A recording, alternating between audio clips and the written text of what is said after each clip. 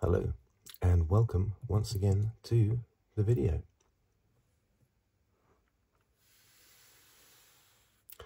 In this one I shall be continuing my simple look at each race in the 2024 Formula One World Championship. Just from a fan's perspective. I've been a regular watcher of Formula One since 1982, the Monaco Grand Prix 1982 to be exact. Before that I just watched the odd race here and there because my older brother was into Formula One, so every now and again I would watch, say, the British Grand Prix or something. But it was only the Monaco Grand Prix in 1982 onwards that I made a point of watching every race.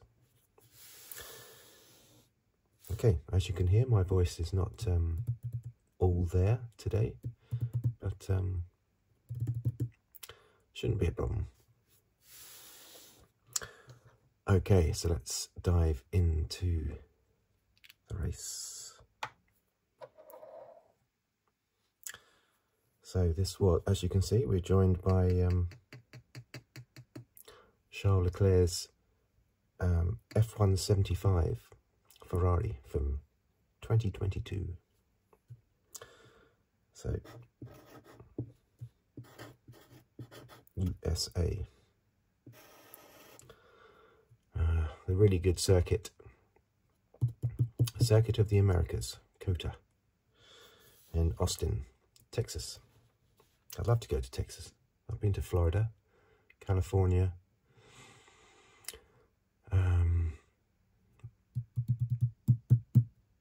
where else have I been? Indiana, I think I've been to. Anyway, yes, I've never been to Texas. Okay, so what I normally do is the rundown, the race order basically, followed by the top 10 in the Drivers' Championship and the top 10 in the Constructors' Championship, and then just some of my views on the race. So let's go.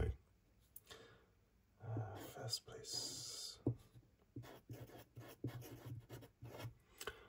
That's Leclerc. Sainz. Now I need to make sure that this is in focus all the time. Yeah, I think so. Okay, good. Third place, Verstappen.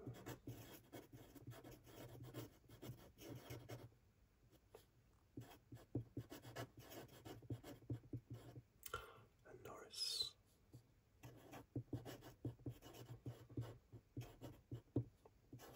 Piastri. Russell.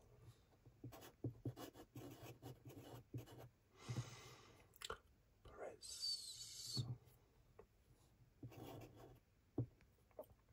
Hulkenberg.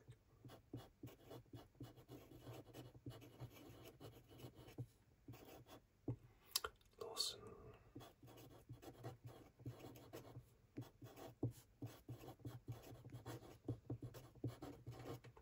Colapinto.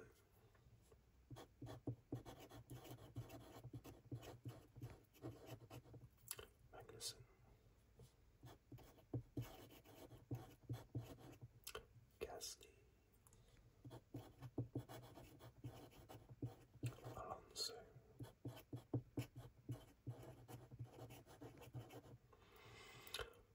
Tsunoda. Stroll and Albon next.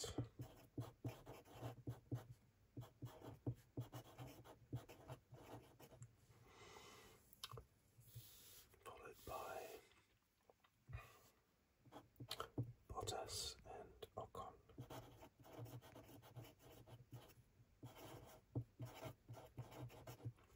And then Zhou.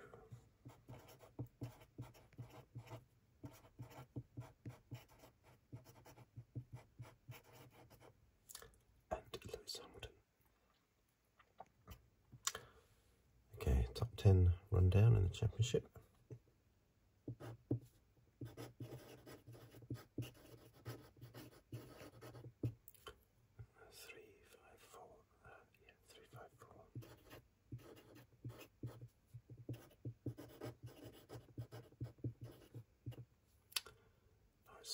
2.7.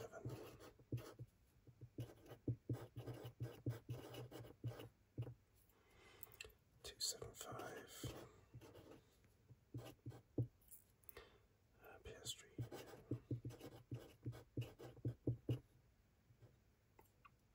2.47.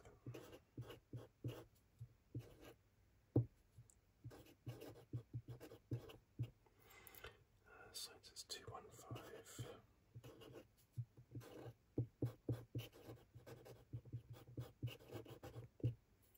Hamilton 1.77.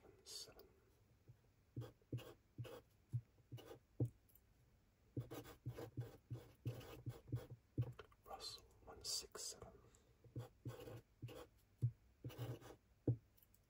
Perez 1.50.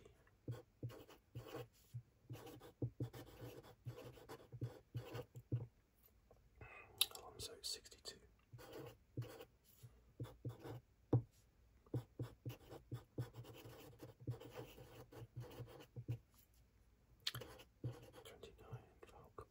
Okay, let's go Constructors' Championship.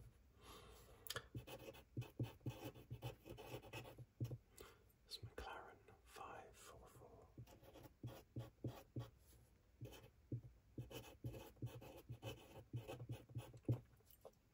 Redbull 5.04.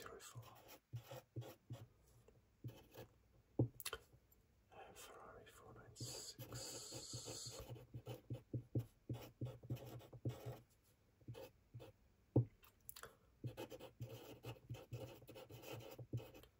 Mercedes 3.44.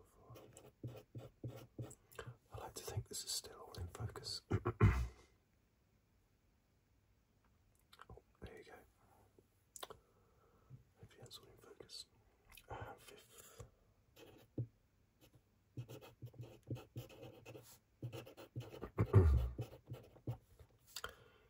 Aston Martin 86.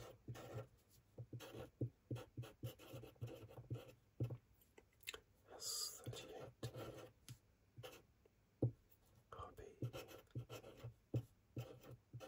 36. Williams 17.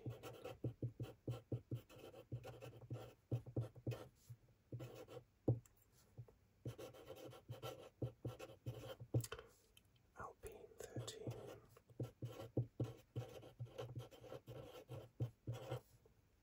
Sauber still on 0. Okay, so I will be sipping my usual ginger tea. I don't drink normal tea. I've never liked it. I don't drink coffee either, but I will drink ginger tea.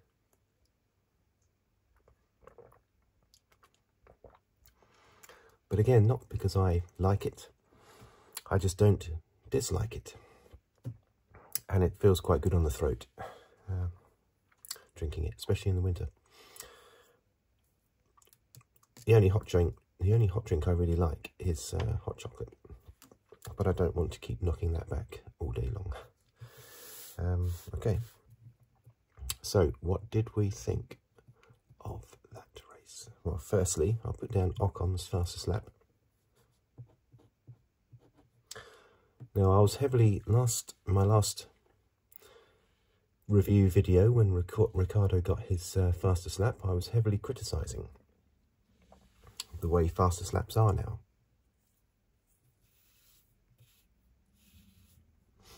How the whole point of recording the fastest lap has gone, because they're giving a point to it. It used to be a reference to who was the fastest in the race. Not necessarily over the whole race distance, but who was able to do the fastest lap. But now, because of the 1 point for fastest lap, basically anybody, any driver, in this case Ocon, who puts on a fresh set of tyres at the end of the race can be officially recorded as the fastest driver in the race, which is, of course, ridiculous. And it's very tactical as well. Ocon, Alpine brought in Ocon because the Williams driver of Colapinto was holding the fastest lap, and Williams and Alpine are in a desperate struggle for 8th place in the Constructors' Championship. So by bringing in Ocon, who was not in the points anyway, and getting him to get that fastest lap, there was no point then for Ocon because he's outside the top 10, but it took the point away from Colapinto and Williams.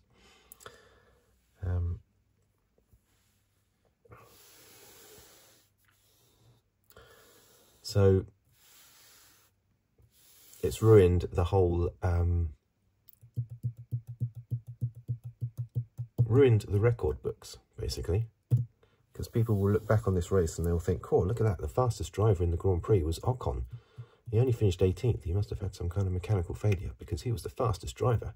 Look, he recorded the fastest lap. So that can't have been his only fast lap, so he must have been very fast throughout the whole race. No, he just chucked some new boots on at the end of the race, like anyone can do, and go out and record the fastest lap. Now, I was moaning about that after the last race, and I'm glad to hear that they are actually going to get rid of the 1 point for fastest lap from next year, after about 6 years of doing it, I think. And it happened in the 50s. They did it throughout the 50s as well. But those sort of tactics wouldn't have come into play back then in the 50s like they do now. But anyway, we can go back to having the pure record of who has the fastest lap in a race.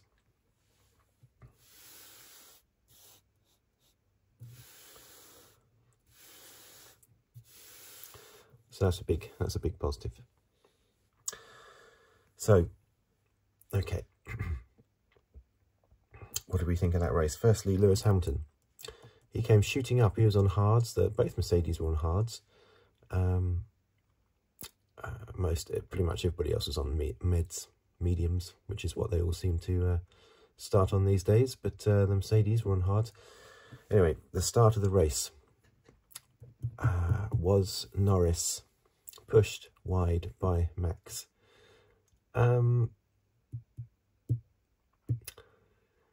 Yes, but it's the start of the race, isn't it? So you're allowed to pretty much do whatever you want. Had Norris done that to Max, I'm sure it would have been ignored by the stewards as well. Norris left the door open. He had a good start. Following on from his good start in Singapore, he managed to get a good start. I thought he was going to lead into the first corner easily, but he left more than a car's width on the inside, even though after the race he maintained that he'd left quite a tight gap.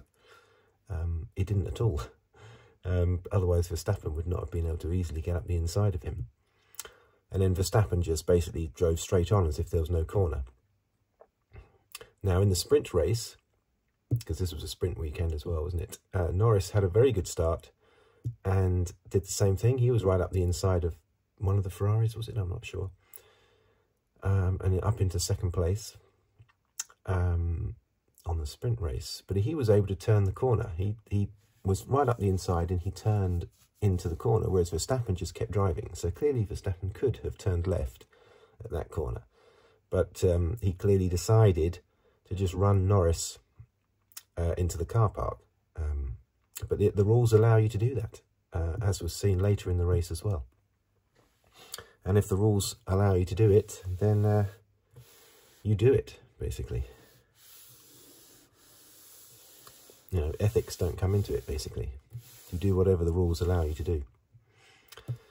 So, yeah, it was right that there was no penalty there, really, even though what Max did was sort of like a bit rough morally, because he could have turned left into the corner and he didn't. He just went straight on. Anyway, that allowed the Ferraris to come through, or allowed Leclerc to come through. Later on in that first lap, at turn 12, Verstappen had Leclerc go up the inside of him, didn't he? And Leclerc, no, not Leclerc, sorry, Sainz went up the inside of Verstappen, and Sainz did the same thing. He sort of like didn't bother turning left into the corner and just sort of pushed Verstappen wide. Verstappen went way wide off the track and then regained his position. Should he have given that position back? Well, you could argue yes, he should have given that position to Leclerc. If you're going to say he shouldn't have done because Leclerc was too aggressive on the overtaking manoeuvre and pushed him out, then that's exactly what Verstappen did earlier in the lap, at the beginning of the lap, to Norris. He went straight on at the corner and just pushed Norris wide. So, you know, it just seems that on the first lap you're allowed to do whatever you want. Whoever comes out in front, well done to them, basically. And in both of those instances, both Verstappen attacking and Verstappen defending on lap 1, on both of those incidents, Verstappen came out in front, and so therefore it seems to be okay. But there you go. So, Hamilton out. The first safety car since Canada, apparently. Are we still in focus? Yeah, the first safety car since Canada, which was quite something, I thought. Oh, by the way, that sprint race was quite enjoyable. The two Ferraris were ding-dong. They were battling away. But it was a comfortable win for Verstappen in the end. That's all I'm saying about the sprint race, because I don't like sprint races, as you know. Yeah, now, Norris did his usual thing of being slow at the start of a stint and gradually speeding up. And he did. He closed up on the cars ahead of him, on Verstappen ahead of him. And Verstappen went into the pits.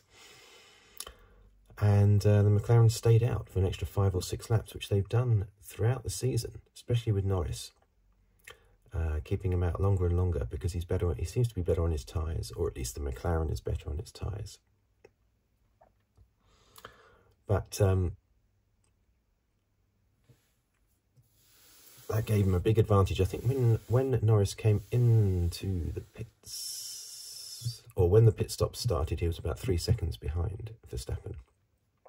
After Norris had his stop, he was 6 seconds behind Verstappen, 6.5. So he'd only lost 3.5 seconds from driving 6 laps longer on old tyres than Verstappen. He'd only lost 3.5 seconds, so that was really good. So 6.5 seconds behind, and then he gradually closed in and closed in and closed in. And that was fantastic to watch, but we knew we were going to have a fantastic ding-dong battle, and it was going to... Well, I thought it was definitely going to go Norris's way, even though I know that Verstappen's a fantastic defender. Very similar to, I would say, Senna, Schumacher and Hamilton. Those 4 drivers are the best ones I've seen at defence. Senna, Schumacher, Hamilton, Verstappen. I'm not going to talk about what happened blow by blow in the whole race. I normally don't. I normally just pick things out that I want to talk about. Colapinto and Lawson, they were the last to pit. I think the very last to pit. And Magnussen pitted quite late, but I think Colapinto and Lawson were the last to pit. So they did very well to last about 40 laps on their tyres. And they both ended up with points in the end as well. Which is very fantastic. Simply lovely. Is that what Verstappen says? Simply lovely or very lovely? I can't remember. I know it's annoying when I hear it, but I can't remember what it is, the exact words. I need another drink. Hold on a moment.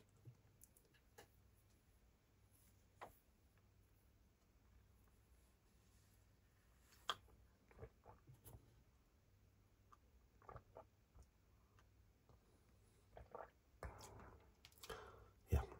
If I suddenly start saying strange things, I think my mind is a little bit zozzled as well at the moment, not just my throat.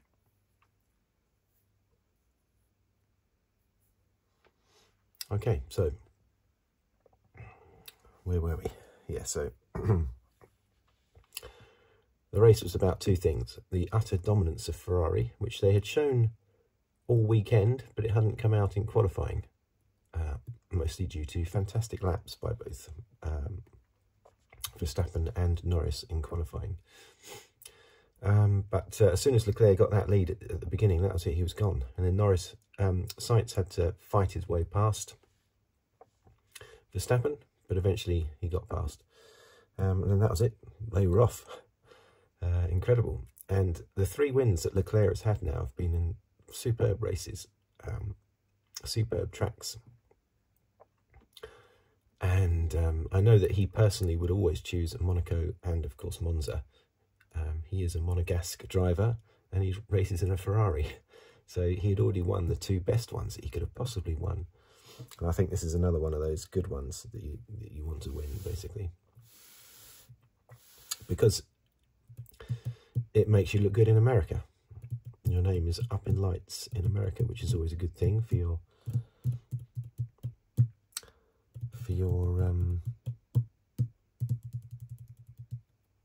I forget the word, but you know what I mean. Optics or whatever. It's good optics to win in America. So yeah, that was one thing about the race, the total dominance by Ferrari, and of course the other thing was Norris v Verstappen. Now, what should have happened with that overtaking manoeuvre? It seems to have become a big controversy just immediately after the race, but it wasn't, I don't think, such a big deal. It was just an overtaking manoeuvre. Maybe he should have handed it back. He got a 5-second penalty. It's not like a massive controversy like Hamilton crashing into Lewis in Hamilton crashing into Verstappen, or Verstappen crashing into Lewis at both Silverstone and Monza in 2021, or indeed the Austrian Grand Prix this year with Norris and Verstappen. This was a minor thing, but because it's between these 2 drivers at the top in the championship, actually there's only one driver at the top. Norris is just best of the rest.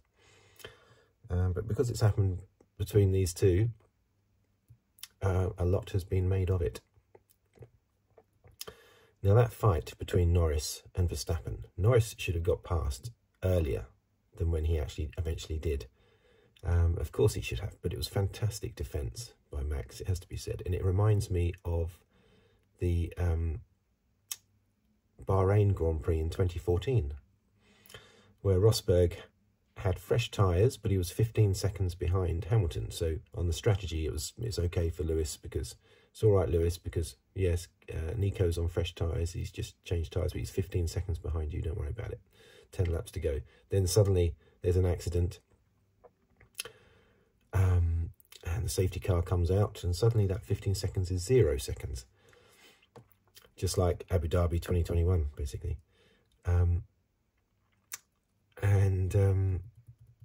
Rosberg could not get past. I think he did get past at one corner, but then Hamilton immediately got past him straight away, immediately after that corner. And that was the only time. Actually, I don't class that as an overtaking manoeuvre, because he didn't manage to hold on to it. Lewis immediately took the position back. And so for the whole of for the whole of 2014 and the whole of 2015 and 2016, there wasn't one single occasion in those 3 years when Rosberg managed to overtake Hamilton and actually hold the overtake. Not once in those 3 years, because Hamilton's defence was always fantastic and is simply the better driver. And I think here Max is simply the better driver. His defence against Norris, whenever Norris has challenged him this year, has been amazing. No matter what speed Norris has had, he cannot get past him. Unless he has a really clear dominance. I mean, he got past him in, was it Azerbaijan?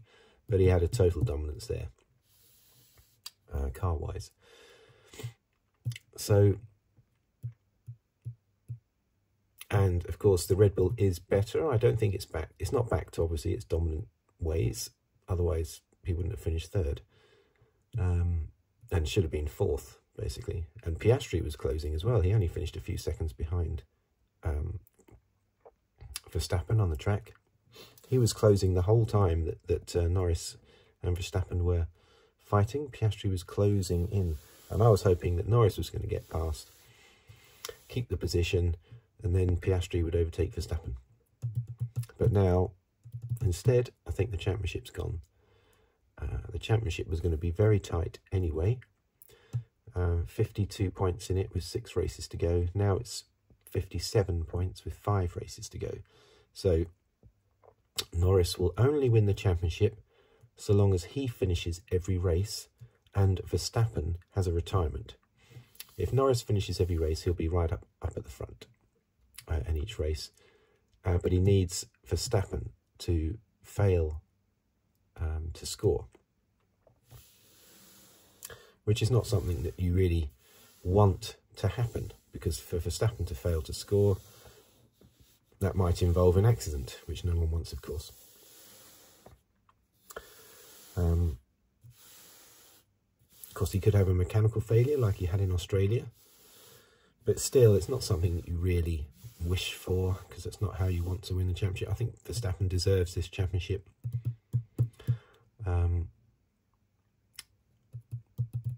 Just because of those, not just because of the first 7 or 8 races of the season, not just because of that, but because of the way he has defended his championship lead in the last 10 races has been fantastic.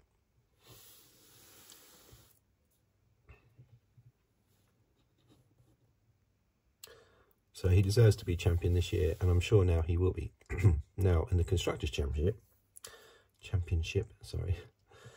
an interesting fact that wasn't picked up by the commentators, I noticed, or I haven't seen it mentioned anywhere else, and that is that Ferrari, in this race weekend, have scored more points than any team has scored at any single race weekend this year.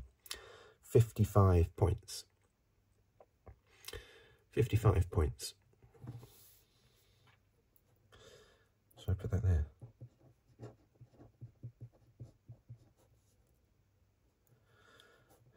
55 points at COTA.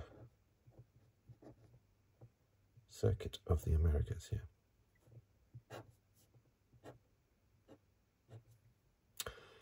The previous best was Redbull in China.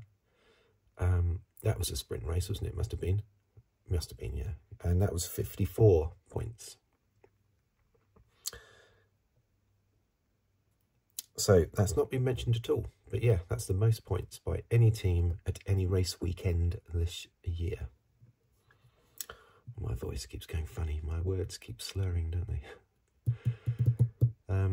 But that overtaking manoeuvre anyway, with Lando and Max.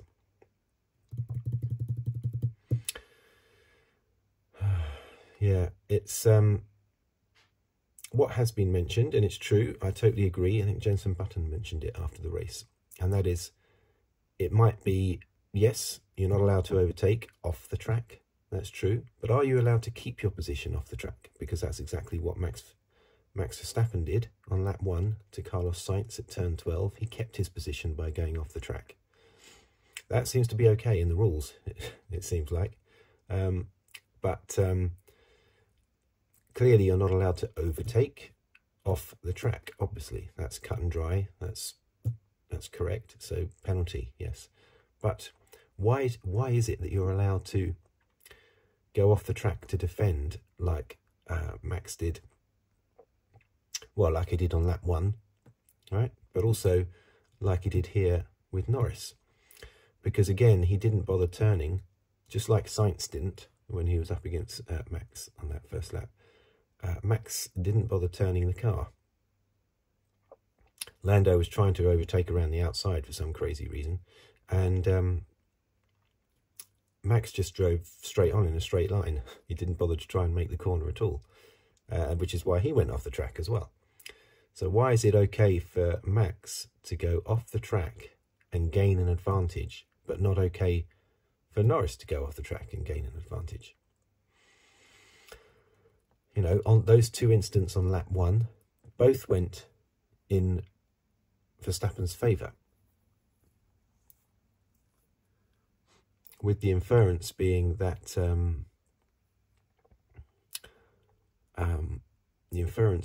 basically, yeah, both of you can go off the track, and it's just a question of who comes out in front, which is what happened.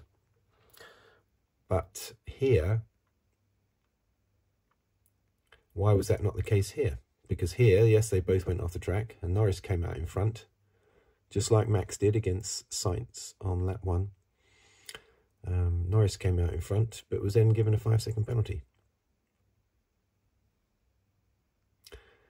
Even though Max himself had gone off the track in order to keep his position.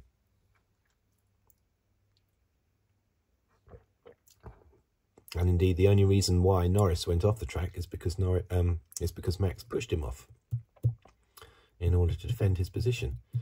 So yes, Max broke the rules and pushed Norris off in order to maintain his position, knowing that the rules would simply state Norris is not allowed to overtake by going off the track, which is technically true, yes. So what I would like to see is a tightening up of the rules there, so that drivers can't just drive in a straight line when they get to a corner, just to force someone off the track, so that then even if they get past you off the track, it doesn't count.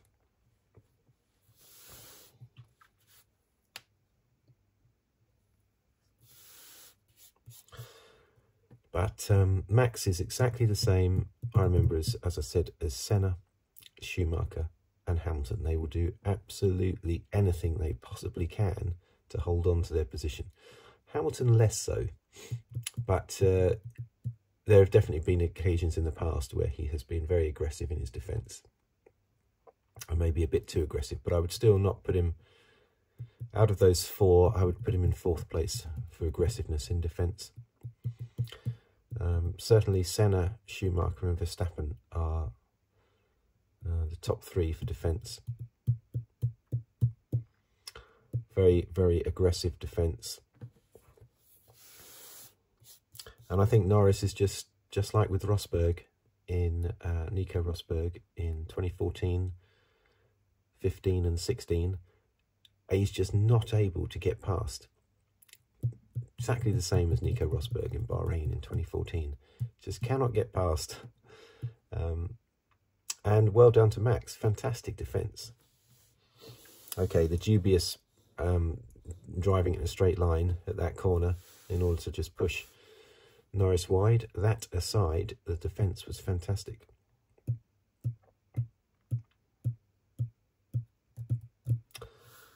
Very good.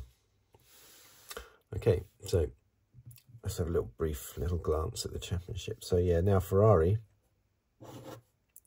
are right on Red Bull's heels now. So Ferrari could still win this championship, but was this a one-off?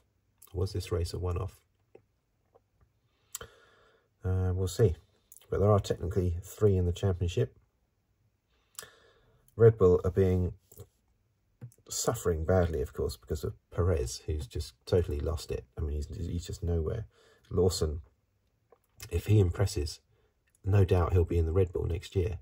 Why not? That's the main reason why they brought Lawson in. Not so that he can score points at RB this year. That's not the main reason. The main reason is to give him a bit of practice so that they can judge him for Red Bull next year. I'd love to see the look on Tsunoda's face if they give the Red Bull seat to Lawson. That's the worst person from Tsunoda's point of view that they could ever give it to. Tsunoda is such an aggressive little firecracker, and I'm talking about off track. So maybe he isn't off track actually. I mean, we've certainly on the radio, he's aggressive and fiery and everything. I'm not sure what he's like really off the track. Well, off the track, he's a tiny little cuddly teddy bear, isn't he? Although he has made some comments about how he thinks it should be him at Red Bull. But I'd love to see his reaction if they give it to Lawson. And if Lawson keeps doing what he's done in this race, I reckon they will. And I think they should do. I know some people out there disagree with that, but I think some drivers are able to cope immediately with being put into a good team. Hamilton was, Verstappen was. I know Verstappen did a year and a bit at Toro Rosso, but he could have gone straight into the Red Bull, I think. Hamilton went straight into the McLaren. I certainly think that Lawson could cope with that. Because he would have had 6 races in the RB.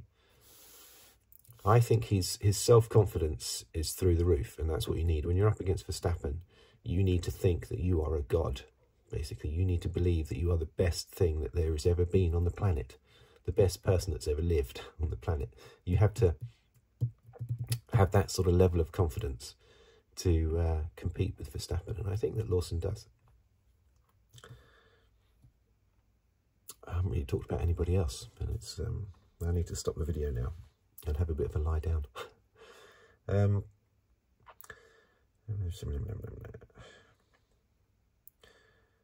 Well, the Saubers were nowhere again, were they? Ocon and Gasly, Alonso was comfortably overtaken by Colapinto and Lawson, I think, wasn't he?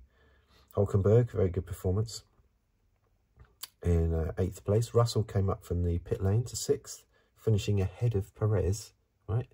Russell started in the pit lane. Perez started, I don't know, 7th or 8th or something.